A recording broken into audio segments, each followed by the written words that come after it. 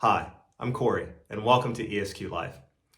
This video, we're going to talk about why I bought a Mach E versus another electric vehicle.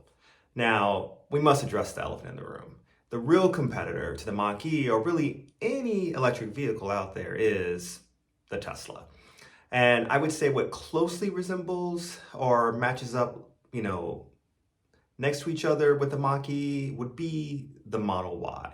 Some people compare the 3 or other vehicles, but when you're dealing with a compact SUV, hatchback, similar specs, design, it's the Model Y. So I was looking at purchasing an EV, and I had to consider the Tesla or any other vehicle, and I chose the Mach E. Now, before we get into that, as to why I chose a Mach E over the Tesla, let's get a little background about how I may use a vehicle. So I'm using the vehicle as a daily commuter. Many people may go on long road trips or use their vehicle for other types of off-roading or different, events like that. However, I'm mainly looking for a vehicle to get back and forth to work. My commute is about 12 miles each way, so for a total of 24 miles. So when it comes to the battery, every electric vehicle out there can meet my needs when it comes to the battery. I'm not doing a lot of driving. Even if I ran errands after work, went to another activity, I will still have plenty of battery with any vehicle out there because I can come back home and charge. So I'm looking for just a daily commuter, which almost every vehicle meets. Now, I live in a metropolitan area where there's lots of traffic, so I am not going to have the opportunity, though I would love to be able to floor it down the road, go excessive speeds. So it is interesting and cool that some vehicles may go faster from 0 to 60 than others. In reality, I'll never get to use it. So I'm usually just inching along the highway until I get to my destination due to the massive levels of traffic always in my city. So that's something that I may consider when it comes to how fast a vehicle goes, but it's really not high on my list of things that are important to me. But I do live in a city or an area of the country where we have all 4 seasons. So because of that, we get snow in the winter. So I wanted all-wheel drive. I live on a hill, so I want my vehicle to be able, and for me to know that I can get out of here safely and not be sliding off the side of a hill somewhere. So instead of range, it was important for me to have a vehicle that was all-wheel drive. Now, let's get to why the Mach E versus another electric vehicle, and really the Tesla. So first thing, and probably the most important thing, when I'm filming this video, when I purchased this vehicle, it's 2022. So Tesla does not qualify for the tax credit. That's $7,500 that I can't utilize. And so that's a huge factor, right? Because either whether you look at it, it decreases the cost of your vehicle, or whether you're going to lower, what you owe the IRS. It's very important. And I pre-looked at my taxes for the year and realized that I'm going to need this tax break. So the $7,500 was probably the most important factor as to, one, why I'm even purchasing EV now versus next year or the year after, and why I did not go for a Tesla, because under the current law, they're capped out at for this year, and 2023 might be different, but as of right now, 2022, Tesla, no tax credit. So that's a no-go for me, and probably almost pretty much makes it a non-starter. There are ways that Tesla could have done something by decreasing the cost of the car or to compete, but with what was presented at this time, it's a no for Tesla. Then we get into, I almost really hate to say this, but I have to bring it up because it was a factor in why I would not consider a Tesla, and why I would not consider Tesla even with the tax credit at this time. And that is Elon Musk. Now, I'm not one of those individuals who has been paying a whole lot of attention to him and had strong opinions about him for a while. I honestly didn't care. It just wasn't on my radar. But Elon, being Elon, has made it. I guess is continuing to push his thoughts and his opinions, his presence in a way that it has brought into my world, where I am made aware of his actions, right? And one of the reasons why I wanted to buy an EV, and more importantly, this next EV purchase is an American company. That was important to me. I've pretty much driven German cars for the past few cars that I've had. I've loved them. But I thought it was important with what's going on with the economy, being able to bring and keep, or at least try to keep money rotating in our economy to strengthen the American economy, possibly when it comes to jobs and wages and things of that nature for the average American worker. I know the whole automobile industry is more complex because parts come from different places, and there's things I can't control, but giving my money to an American company was important to me. And I told myself, if I can find an American car that I like and don't mind spending that amount of money for and found it quality, then I would buy an American car. And so Tesla initially put itself on its radar because it is the leader when it comes to EV, and it's an American car. But Elon's actions seem to go against why I would want to be associated, and for the reasons why I wanted to buy an American made vehicle. Partly, and majority, is that I'm doing it to support the average American worker. I'm not doing it to support the pocketbook of a very wealthy individual. Don't hate.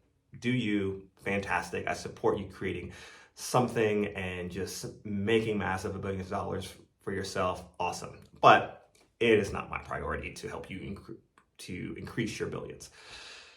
That being said, when I see actions by the owner, Elon, of Tesla, when it's purchasing Twitter, firing thousands of people, kind of inserting himself in a way into politics and statements that are controversial. And right now our country is dealing with a lot of division. Everyone's just kind of have strong opinions and at each other's throats for many different reasons. And anyone who's really adding to that controversy, adding to that division, is not something I want to be associated with. And though I can't rid myself from every person, from every product, from every leader out there who may have crazy thoughts or views, and I'm not on the internet searching to try to figure them all out,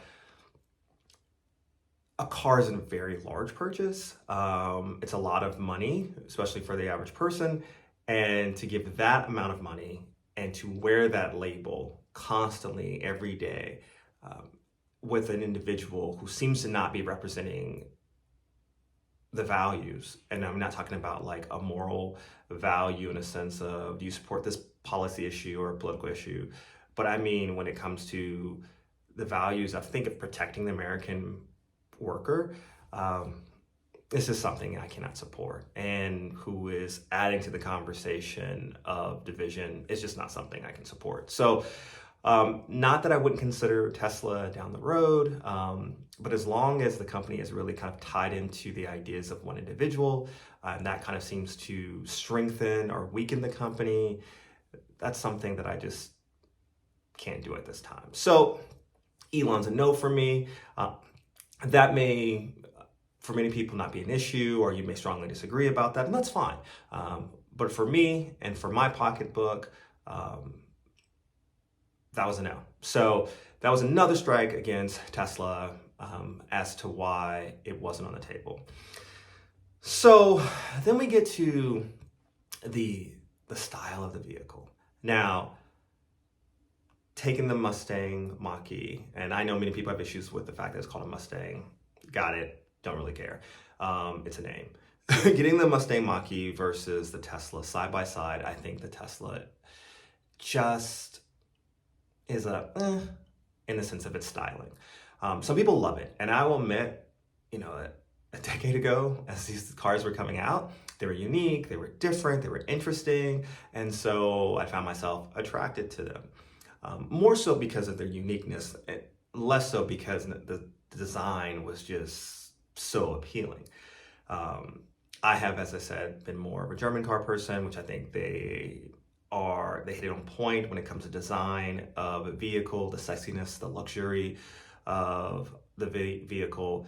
And I just, Tesla's not there when it comes to that. There are many angles with the right paint job, the tinting, maybe the little aftermarket items that make the vehicle look great. And then it hits another angle and I'm like, it's okay. But that's subjective. Someone else may love it. For me, I see them all day, every day, driving up down the street, and I rarely look at a Tesla and go, that is a nice car. That's a sexy car. I've rented a Tesla several times through Turo when traveling, and the inside of the vehicle also is just like, it's very minimal, which is kind of cool, but also lacks something, to it. And so it's okay. It's not a non-starter. Would I buy a Tesla the way it looks now if maybe some of the other factors that I mentioned weren't in play? Yes. But is it comparing to the Mach E? No, it doesn't compare in a sense of style. The Mach E does this great thing by like taking elements of the traditional Mustang with the headlights and the headlights, and even with the 3 bars, kind of bringing that in, that sportiness, that aggressiveness, at the same time with the sleek lines, to make it kind of sexy at the same time. They thought about a lot of the things that I feel show that they are definitely and have been in the car making business for a while. But the small touches that make it both useful and appealing to the eye at the same time. So for me, the Mach E, just the style of the vehicle just works so much better, both inside and out. Now, Mach E did copy after the Tesla Y in many ways. You have the panoramic glass roof inside, which is absolutely beautiful, and it's something that really, really appealed to me in the Tesla. And to see that in the Mach E was definitely something that gave it a thumbs up, and one of the reasons why maybe I wanted that vehicle versus maybe another EV out there. Also, the giant command screen in the center. Now, Tesla does landscape mode, and the Mach E is, vertical. At first, visually, I think I like the landscape mode. And Tesla needs to have it that way because there's really nothing else in the vehicle. So it kind of takes up space in a way that gives the eye something to see and look at.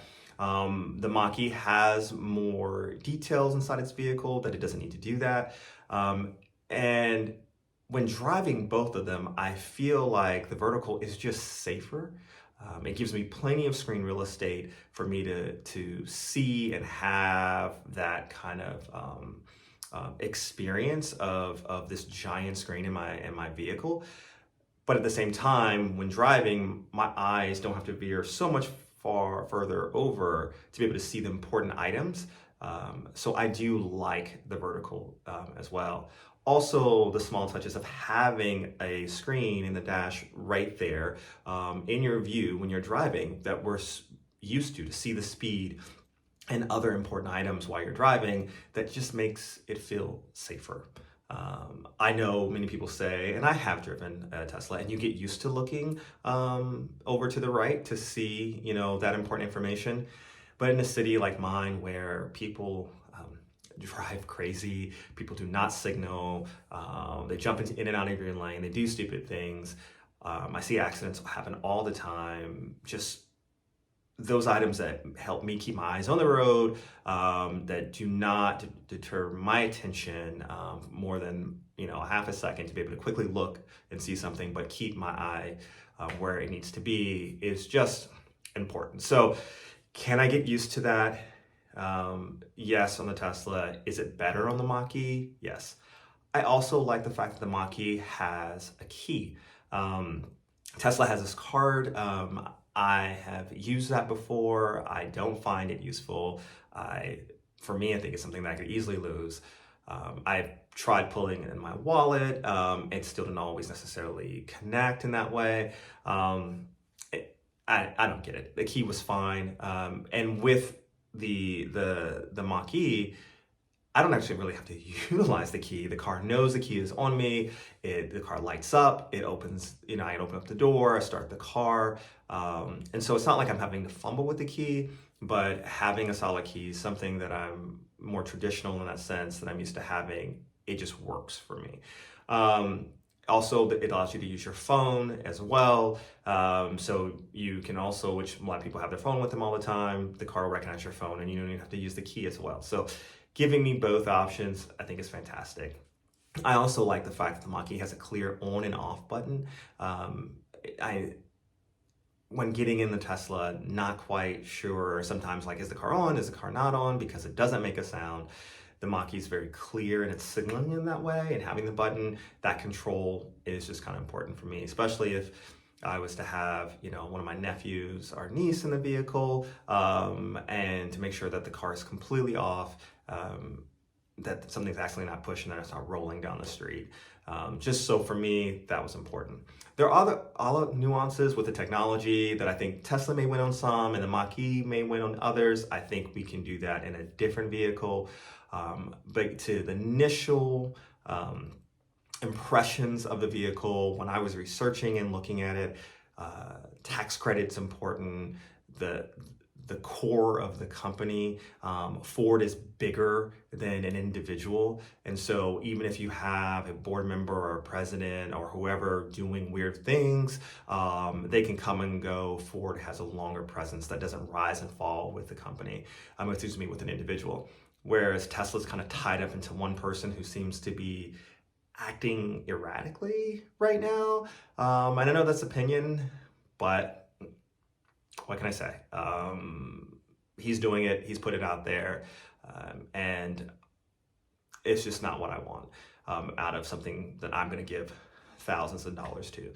So those are big issues. And then just, I think when you spend that kind of money on a vehicle, you want to like it. You want to look at the vehicle and say, hey, this is a vehicle that I want to spend that kind of money on, that I'm not going to have regret about my monthly payment if you have one.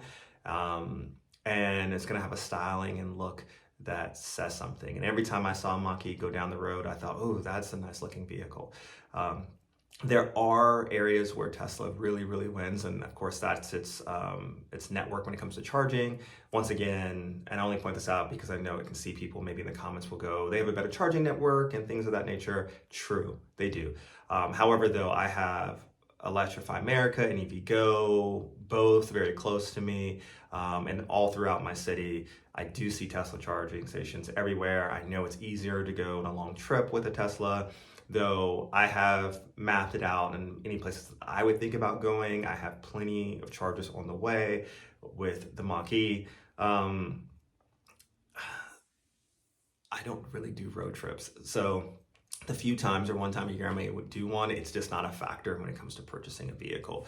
I do like this though, and Ford took this from Tesla, I think, and that is the Mach E has the just plug and charge in many of the Electrify America stations. And the car will tell you if it's one of those, but the Ford Pass allows you just to kind of plug in your vehicle similar to the way Tesla does and just start charging, go on your way, which is great. So for that, I think when looking at other companies that I could have considered or vehicles that were also in competition with the Model Y or Tesla in general, I think the Mach E is the closest to kind of looking at those things that are very successful about Tesla and revamping them in their vehicles, but also keeping elements of them that are traditionally a vehicle, a car, that just makes sense and that the average user may want to have. So I support them on that. They are behind when it comes to the technology, but I've seen constantly updates in the short, 2 weeks I've had my vehicle with the Mach E. And so I maybe have had 3 or 4 updates come across my vehicle that's changing things. And so because there are software driven, I think those things are easily fixable. And if they're not on par right now, it's not a reason not to buy the vehicle, because I think they're actively, almost every day, or definitely month by month, catching up with Tesla or any other technology company out there. So that's why I bought a Mach E over a Tesla.